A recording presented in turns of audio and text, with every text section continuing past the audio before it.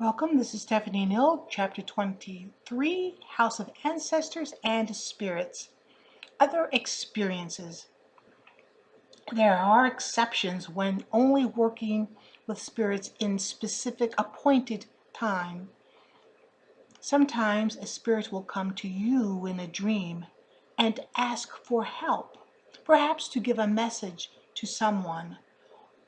A spirit may come to you immediately after it dies, confused and drawn to your inner light.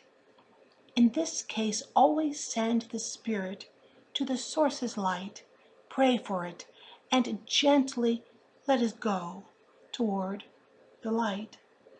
And you can say something in the order of, the source that lives in both of us now releases you to the loving arms of the light that continually creates us.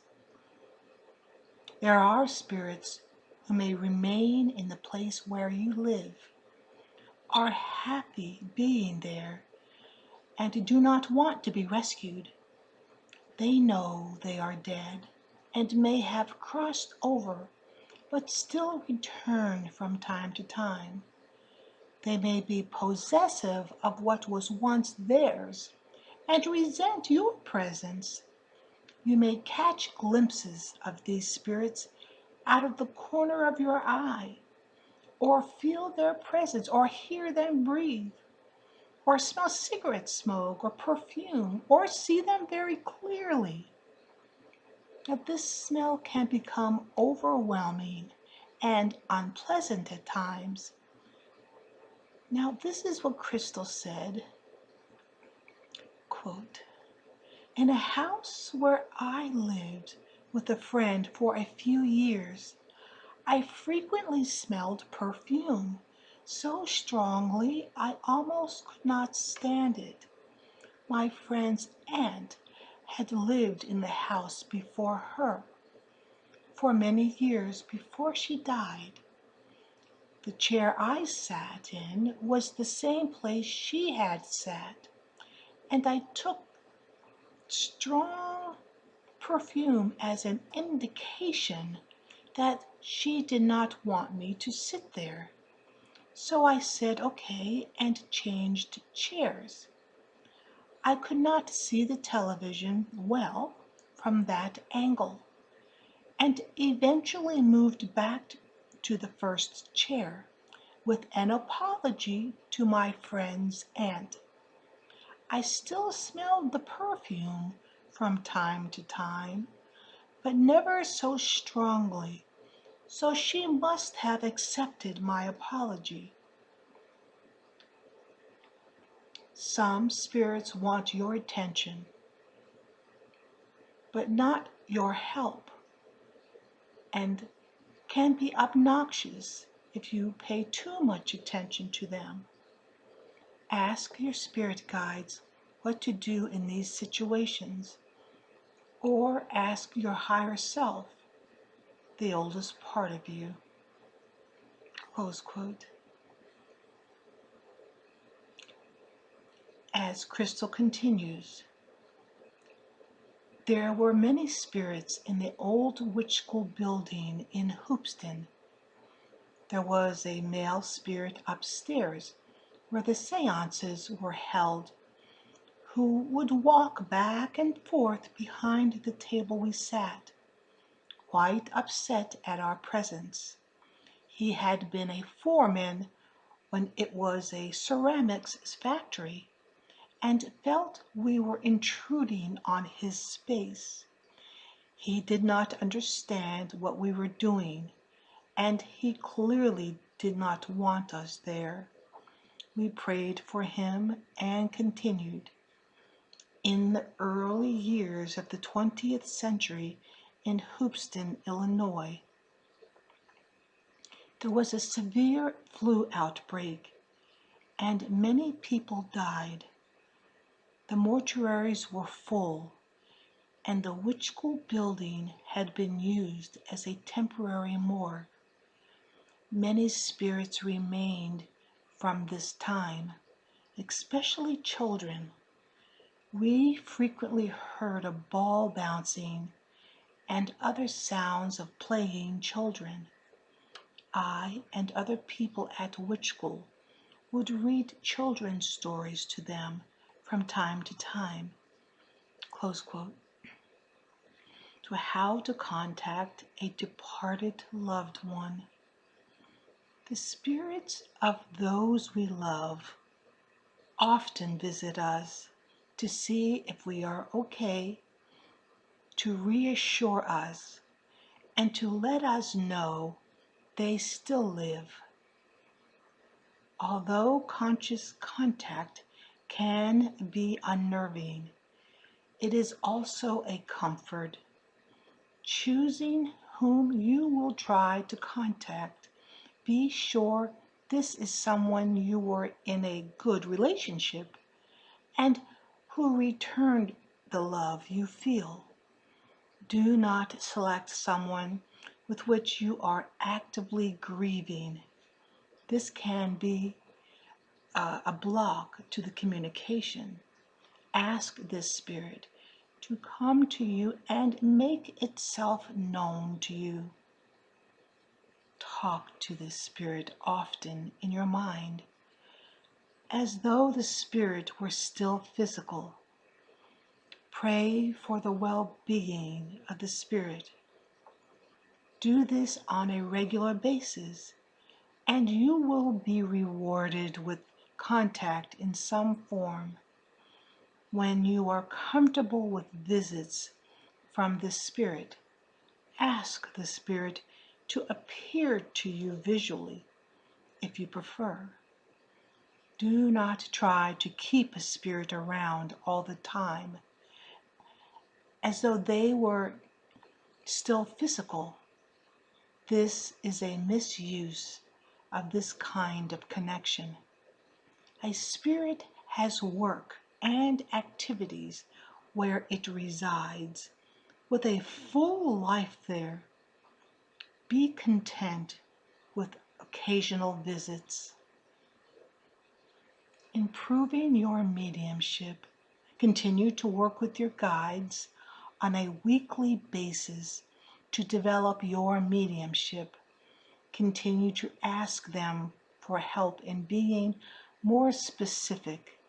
When a message circle, within a message circle, secure as much information as you can.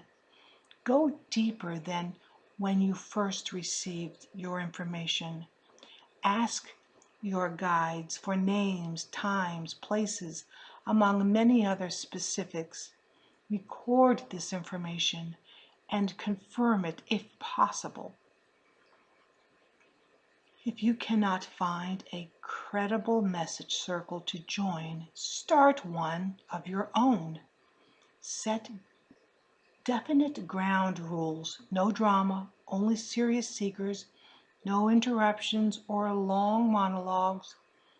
Guests come to the circle, you protect and amplify the space, and pray for the highest and best communications to fit this specific group of people for this specific time and purpose. In a message circle, a message may come through anyone.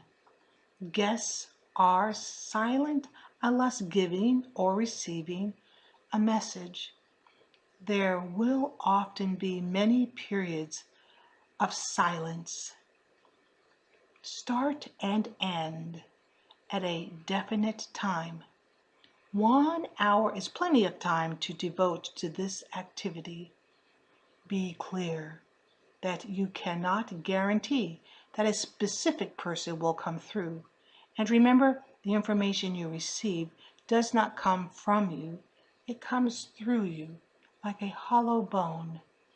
This is the traditional spiritualist method of training for mediumship. It takes time and is not showy. However, it works. At first, you may only receive a name or a single word or a fleeting feeling. Ask your spirit guides for whom the message is to be delivered, and deliver the message to that individual. Often you will not receive more information until you have given the little you received. You may also find that what is a nonsense word to you has meaning for the person to whom it is given. Another way to improve your mediumship is performing readings. If you have not done readings, choose a form of divination, such as the tarot or I Ching, and learn it. Then practice readings. Mediumship, psychic ability, and channeling the ancestors all use the same energy, the same vibrational level and channel. Working with any spirit will improve all communications with all of them. Visiting the Temple of the Ancestors. Do the work of creating your psychological safe space for at least 3 weeks. This is just review here. At the beginning of the 4th week, go to your physical safe space. Leave 10% of your consciousness in the object you have chosen and ask it to return to you to normal consciousness after 15 minutes. Create a mental image of your personal symbol, your unique being in this life, and carry it with you. Sometimes this personal symbol is called a soul crest. Create a mental pocket to keep it in if necessary. Go to the Temple of World Walkers, light your candle as usual. Just to the left of the entrance as you enter the temple is the entrance of the Temple of Ancestors.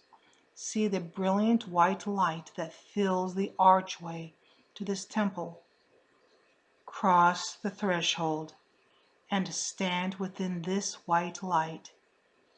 Feel it fill and permeate every fiber of your being. Now go through the archway into the Temple of the Ancestors. I will not describe what it looks like to you. It will be what it should be for you. But all the information is there, and everything will be seen in time. It may appear differently to someone else, and that is fine. Look around the temple, see where the newly dead are arriving, where all living things live past the veil. Acquaint yourself with this beehive of life until you are called to return to normal consciousness. When you are ready to return to the Temple of World Walkers, before returning to normal consciousness, be sure to ground. Soul Rescue. During your weekly time with your spirit guides for the development of mediumship, ask your guides, especially your protector or gatekeeper, to work with you as you perform soul rescue. Ask your higher self if you are ready to do this and what you need to know to do it. This is very similar to doing a message circle. Be sure to pray for protection and place a circle of protection around the area you are located. Light a candle, release, ground, and center. Ask for your energy to be adjusted as needed. This is what the guides will help you with. Ask your gatekeeper to control who comes through and in what order. Because of your intention and the development of your mediumship abilities, you have been attracting spirits to you already. You have told them to only come to you when you are willing to receive them. This is the time. As time passes, you may decide to make the final decisions yourself and not rely so heavily on your gatekeeper. However, your gatekeeper will always be there to support you. But this is a decision that you decide to make when you want to make that decision. Or you may always want to use your gatekeeper because you enjoy working with the spirit guides. Unless your guides tell you differently, proceed as follows. Tell your gatekeeper guide that you are ready for the first spirit. Sit until you feel the energy of the spirit. When you feel the spirit, see what you can sense about it. Is it male or female?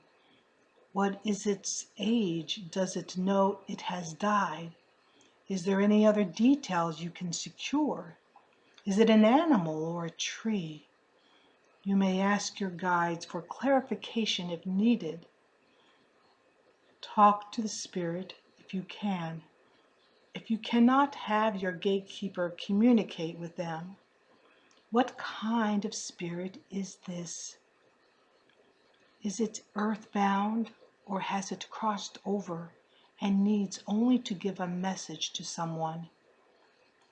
Does it have unfinished business, or is it confused or stuck in the period of time when it died? What can you do to help it? Crystal High Corral said, quote, I will discuss a personal experience to make this process clearer. Chancellor Dawn, Lady Bitterwind, and I had some experiences of spirits that came to us at various times.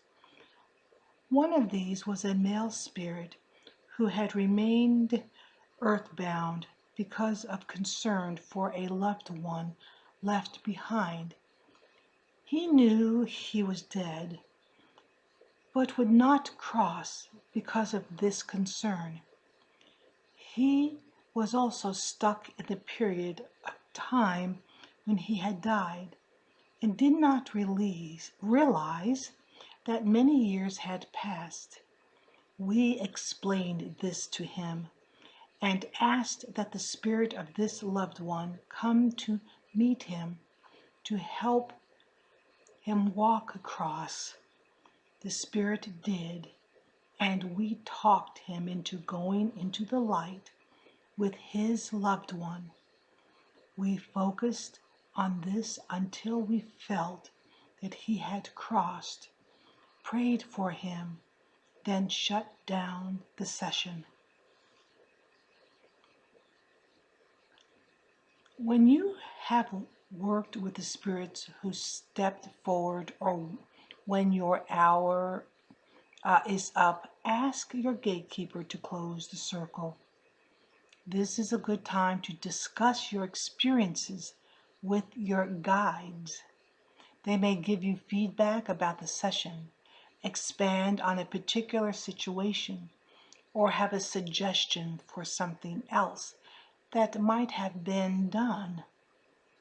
You may ask any questions you may have at this time. Then thank your guides, ground, release, and center, and do something very physical to come back to normal consciousness. Thoroughly cleanse the energy of the area where you just worked. The work of soul rescue is similar. However, it is done with a clear intention, and the energy will be a little different. Remember, spirits and ancestors are within every house. Until next time, blessed be.